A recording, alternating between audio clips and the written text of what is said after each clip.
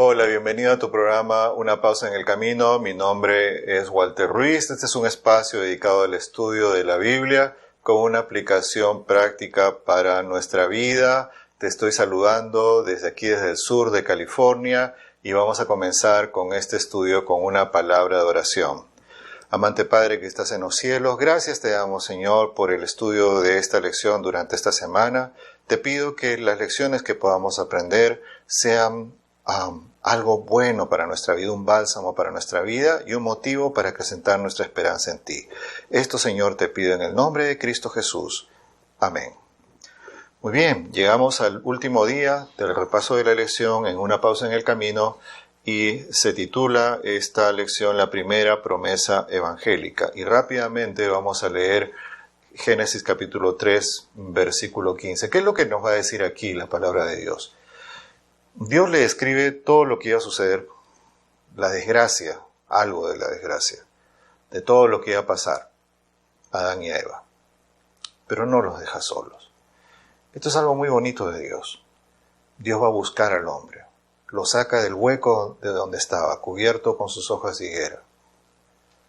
Habla con ellos. Les describe parte de lo que va a suceder por compasión, por la misericordia que Dios tenía con ellos, a pesar de que ellos habían caído. Pero no los deja allí solitos en el jardín del Edén. Les da una esperanza. Y esa esperanza está en el versículo 15 de Génesis capítulo 3, versículo 15, que vamos a leer en este momento. Mira lo que dice aquí la palabra de Dios.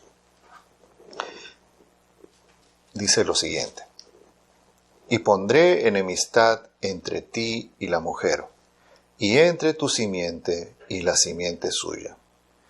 Esta te herirá en la cabeza, y tú le herirás en el calcañar. Y más adelante la palabra de Dios va a decir en el versículo 21, y Jehová Dios hizo al hombre y a su mujer túnicas de pieles, y los vistió. Y esta es la primera promesa que le da Dios al hombre y a la mujer, diciéndoles: esto no es todo. Hay una esperanza de salvación para ti. Un descendiente tuyo, le dice Dios a Eva, va a venir un día y le va a pisar a esta serpiente engañadora, a este diablo y Satanás, le va a pisar la cabeza, aunque ésta le herirá en el calcañar. Eva creyó en las promesas de Dios. De hecho, su primer hijito ella le llamó Caín, que significa algo así como este es el ungido, el Mesías que iba a venir. Ella pensaba de que su hijito Caín iba a ser el salvador del mundo. Fue el primer asesino. O sea, una desgracia, algo terrible lo que estaba sucediendo. Entonces, pero ahora vemos esta promesa de Dios.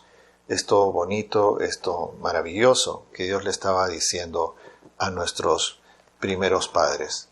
Y de ahí en más, tú vas a ver aquí en la palabra de Dios, a partir del capítulo 3 del libro de Génesis, se narra la triste historia del pecado, pero también se narra la historia del pueblo de Dios, cómo el pueblo de Dios ha estado luchando a lo largo de los siglos para mantener la luz de Dios, para compartirla con todo aquel que quiera oír, y para tratar de buscar la salvación de toda aquella persona que acepte el mensaje de que hay una esperanza para esta vida. Hay algo que una persona puede lograr en esta vida.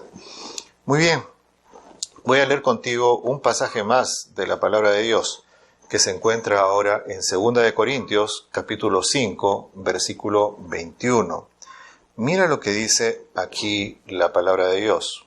2 de Corintios, capítulo 5, versículo 21. Dice aquí la Biblia: al que no conoció pecado, por nosotros lo hizo pecado, para que nosotros fuésemos hechos justicia de Dios en él. La Biblia nos va a decir que el cumplimiento del tiempo, Cristo Jesús fue enviado aquí a la tierra para cumplir el plan de Dios. Él se volvió el segundo Adán. Él fue semejante a todo, en todo, a los seres humanos, pero sin pecado. Y Dios permitió que su Hijo anduviera aquí en la tierra, y Cristo Jesús nos dejó un ejemplo de cómo podemos ser victoriosos sobre el pecado, y finalmente pagó con su vida el precio de nuestra salvación cuando muere en la cruz del Calvario. Al que no conoció pecado, dice la Biblia, por nosotros lo hizo pecado, para que nosotros fuésemos hechos justicia de Dios en él. Es así que mediante Cristo Jesús ahora nosotros tenemos la posibilidad de ser redimidos, de ser salvados, de poder romper, aunque el pecado nos quite la vida en los años de la existencia humana que tenemos acá. Si tenemos confianza en Dios, si recibimos su justicia, si recibimos su sacrificio expiatorio, podemos ser hechos nuevas criaturas en Cristo Jesús. Y siendo que Cristo Jesús resucitó de los muertos, al haber Él perdonado nuestros pecados, al haber nosotros aceptado el sacrificio de gracia, al haber vivido una vida confiando en Dios, abrazándonos de Él a cada momento, abrazándonos de la cruz de Cristo Jesús, entonces Dios puede perdonar también nuestros pecados, limpiarnos de toda maldad y hacernos partícipes de la esperanza de que así como Cristo Jesús venció a la muerte, nosotros también podemos vencerla juntamente con Él cuando Cristo Jesús venga por segunda vez en las nubes de los cielos. Hay otro pasaje que quiero leer contigo que se encuentra en Hebreos capítulo 9, 28. Vamos a buscarlo en la palabra de Dios en este momento. Hebreos capítulo 9, versículo 28. Este pasaje tan bonito dice lo siguiente.